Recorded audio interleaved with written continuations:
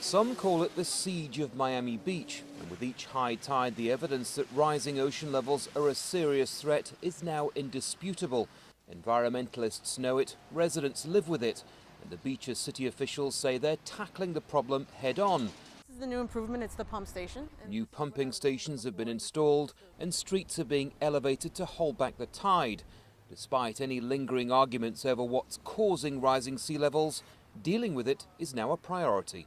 You know, I'm not a scientist at the end of the day. You know, I'm a local government public servant. And when these things are happening, it's our responsibility to address it. So, you know, we can have that argument, man-made or not man-made, but it's happening. We got to do something about it. The latest research from the University of Miami suggests that sea levels are rising faster in Miami Beach than almost anywhere else in the US. Professor Ben Kirkman believes the climate change agreement offers real hope, but he says without action, things will change drastically. Much of the population here is below 4 feet. So it's a Miami that I don't want to see have happen. I think that would be a radically different world. And that would be a radically different world everywhere.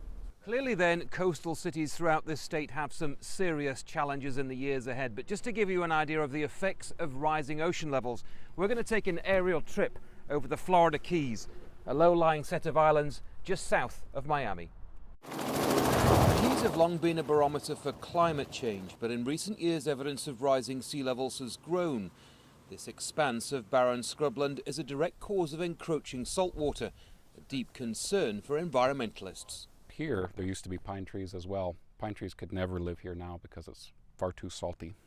Chris Berg has studied the area for years and says hard choices now need to be made. It's really scary to think about what it's going to take to adapt and how we're going to do it while maintaining successful businesses and good quality of life, and from the nature conservation perspective, you know, healthy natural areas and native species populations. Florida then stands as an important marker in the fight against global warming, and all eyes are on the Sunshine State.